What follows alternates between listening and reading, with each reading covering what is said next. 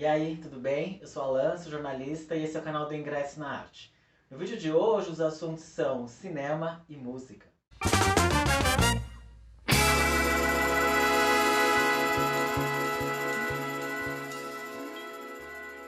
Meu corpo, minha cabeça. Quem vai controlá-los? Eles ou eu? Essa frase bem que poderia fazer parte de manifestações feministas do século XXI, que as mulheres têm exigido cada vez mais o fim do assédio sexual e também o direito de fazer com o próprio corpo o que elas bem quiserem. No entanto, é uma frase que guia a personagem Nola Darling, protagonista do filme Ela Quer Tudo, primeiro longa-metragem dirigido pelo Spike Lee. Lançado em 1986, em uma época de bastante conservadorismo nos Estados Unidos, que era presidido pelo Ronald Reagan, o filme tem como protagonista uma mulher negra, designer, extremamente independente. Ela mora sozinha em um loft no Brooklyn, distrito de Nova York, fala abertamente sobre sexo e se relaciona com 3 caras ao mesmo tempo. E ela se relaciona com esses caras ao mesmo tempo porque ela quer, não porque alguém falou que é cool, que é bacana. Os caras, machistas, cada um ao seu modo, não concordam com esse comportamento da Nola e tentam moldá-la e mudá-la. Um deles, por exemplo, chega a dizer que mulheres de bem não pulam de cama em cama. Oi? E um outro chega a dizer que dói pensar nos outros caras que já transaram com a Nola. A Nola, que é interpretada pela Tracy Camilla Jones, ignora cada uma dessas ideias machistas e não cede facilmente para esses caras. Por isso, na minha opinião, soa bastante incoerente uma cena em que a Nola, que é bastante empoderada, utilizando um termo atual, acaba sendo forçada a transar com o namorado. Ou seja, ela é estuprada pelo próprio namorado. E pensando nessa questão, eu recomendo que vocês leiam o texto O que Aprendi sobre Estupro com a série I May Destroy You, escrito pela jornalista Camila Brandalize e publicado no site do Universa dentro do UOL. Entre outras coisas, a Camila fala nesse texto que o fato de você estar em um relacionamento sério com alguém não significa que você seja obrigado ou obrigada a transar com seu parceiro ou parceira. Fica a dica. Anos mais tarde, Spike Lee declarou em entrevistas ter se arrependido de ter gravado essa sequência e culpou um pouco da sua imaturidade, porque, como eu falei, foi o primeiro longa dirigido por ele. O filme Ela Quer Tudo foi um tremendo sucesso. O filme custou cerca de 185 mil dólares, foi rodado em 12 dias e arrecadou só nos Estados Unidos mais de 7 milhões de dólares. O filme ainda foi premiado no Festival de Cannes e também no Spirit Awards, que premia filmes independentes. E com isso, o Spike Lee acabou ganhando alguns degraus dentro da indústria hollywoodiana e tornou-se uma importante voz da comunidade negra dentro do cinema norte-americano.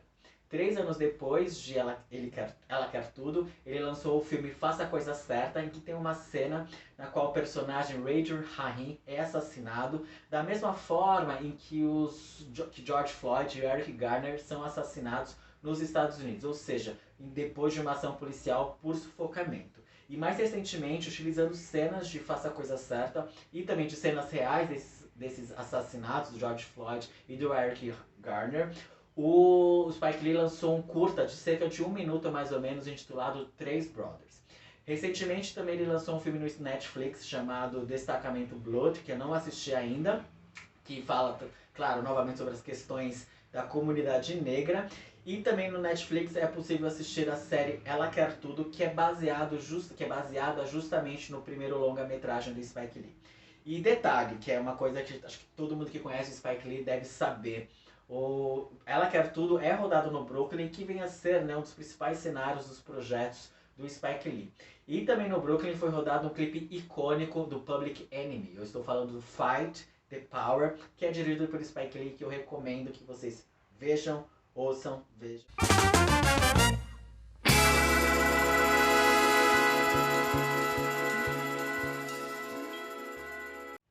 O assunto agora é música. Conhecida pela parceria musical com a cantora Linda Quebrada, a Jupe do Bairro acaba de lançar o EP Corpo Sem Juízo. Em uma primeira audição, a música que mais chama a atenção desse projeto é Pelo Amor de Daisy, que vem a ser um rock and roll gravado junto com a cantora Daisy Tigrona. Essa música, que tem um clipe poderoso que pode ser visto nas redes sociais, fala sobre depressão e mostra um outro lado da Jupe, que ficou conhecida por gravar músicas de pop e funk ao lado da Linda Quebrada. Porém, até o momento, essa faixa pra mim ainda não supera em letra e melodia outras canções desse projeto, como por exemplo Corre, na qual, em ritmos de funk, axé e samba, a Jupe fala sobre sua trajetória, revelando, por exemplo, que era bicha e crente, também que adorava as revistinhas da Avon e beijava meninas e meninos. Outro grande momento desse projeto é a música All You Need Is Love, que vem a ser um funk gravado junto com a Linda Quebrada e o Rico da Lazan. E nessa música eles falam sobre sexo de maneira bem direta e debochada, reunindo, por exemplo, em um verso, as palavras Sampa Crio e Bjork, e é bem legal. E os três, como bem afirma uma reportagem publicada na Folha de São Paulo, junto com a Lineker, as Bahias e a Cozinha Mineira e a Pablo Vittar, tem inserido dentro do pop brasileiro questões LGBTQIA+, denunciando os crimes dos quais elas são vítimas, essa comunidade é vítima, ou também escancarando os amores, desejos e anseios dessa comunidade. E por fim, uma outra faixa que eu queria destacar nesse projeto é a faixa Luta por Mim, que junto com o Mulambo, que faz participação nessa música, é um manifesto sobre as questões da comunidade negra. Enquanto a Jupe do bairro canta "Olha só o que eu construí", o Mulambo grita "Mais um corpo preto no chão e não muda porra nenhuma".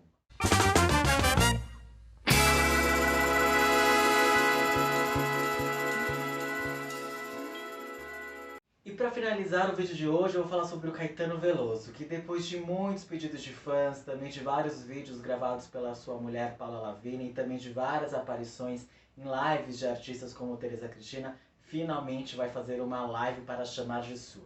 A apresentação ao vivo do Caetano Veloso pela internet vai rolar no dia 7 de agosto, quando ele vai celebrar inclusive 78 anos de vida. Ainda não há muitos detalhes dessa apresentação, que se sabe até o momento que haverá a participação de seus filhos músicos, o Tom, o Zeca e o Moreno Veloso, mas o Caetano Veloso já adiantou que não será o show da turnê Ofertório, com a qual ele andou viajando com seus filhos antes da pandemia. Ele também adiantou que uma das músicas que ele vai cantar será Tigresa, um de seus grandes sucessos, já interpretado por nomes como Maria Bethânia, Ney Matogrosso, Ana Canha, Zezé Mota, entre outros. E também foi anunciado na semana passada a sua participação, vamos assim dizer, no Festival de Veneza, que vai rolar entre os dias 2 e 12 de setembro.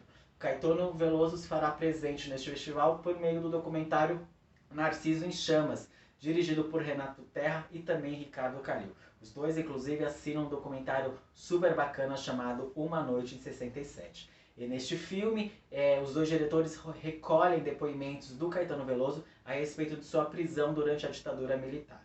Em 1968, 14 dias depois do ato institucional número 5 ter sido decretado, o Caetano Veloso acabou sendo preso e ficou 54 dias encarcerado, incluindo um período em uma cela solitária. Depois, ele e o Gilberto Gil iriam em exílio para Londres, onde ficariam até 1972. O título do documentário é o mesmo de um capítulo deste livro aqui, ó, Verdade Tropical, do Caetano Veloso, que é um livro de memórias dele, né, no qual ele fala sobre suas influências, como ele conheceu Gilberto Gil, sobre essa prisão e outros assuntos, e é bem legal.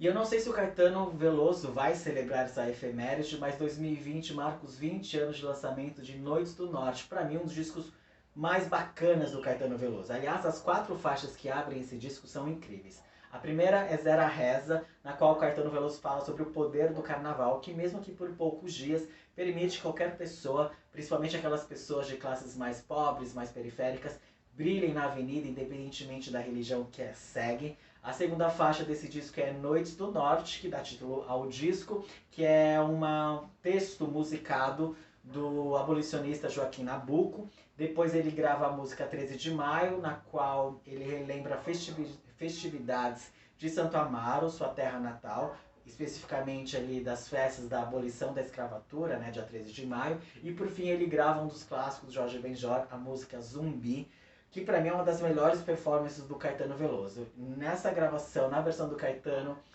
o samba rock é deixado de lado, a gente tem mais ali a presença da percussão baiana e é muito foda. Outros destaques dos discos são as músicas Cobra Coral, um poema do Ali Salomão, que o Caetano Veloso acaba também musicando, que na gravação do disco tem a participação da Zélia Duncan e do Lulu Santos. E falando no Lulu Santos, um ano depois ele participaria da gravação ao vivo deste projeto, Noites do Norte ao vivo, cantando Cobra Coral e também Como Uma Onda, um dos grandes hits de sua carreira, né, da carreira do Lulu Santos. E voltando a falar no disco de estúdio, é muito linda também a gravação da música Sou Seu Sabiá, que a cantora Marisa Monte também gravou no seu disco Memórias, Crônicas e Declarações de Amor. E agora uma curiosidade. À época dos lançamentos de Noites do Norte, o disco de estúdio, o Caetano Veloso deveria estar um tanto quanto impaciente com a imprensa. Tanto que a divulgação desse disco só aconteceu por meio de um site onde foi divulgada uma entrevista do Caetano Veloso e também trechos desse disco.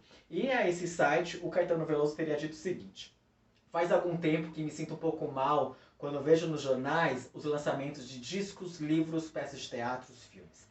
Vejo sair no mesmo dia matérias parecidas, uma entrevista matada, uma crítica bem pequena, escrita sem tempo. Eu acho que o jornal perde e o produto também perde. Não faço entrevista com eles agora, ou seja, com a mídia impressa.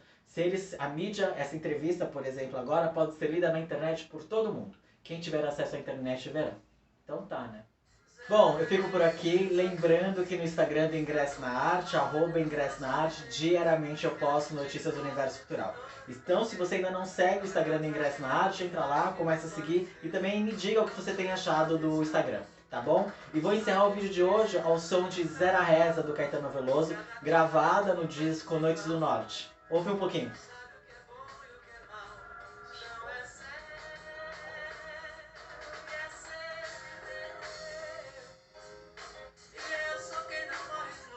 É isso, até a próxima. Tchau, tchau.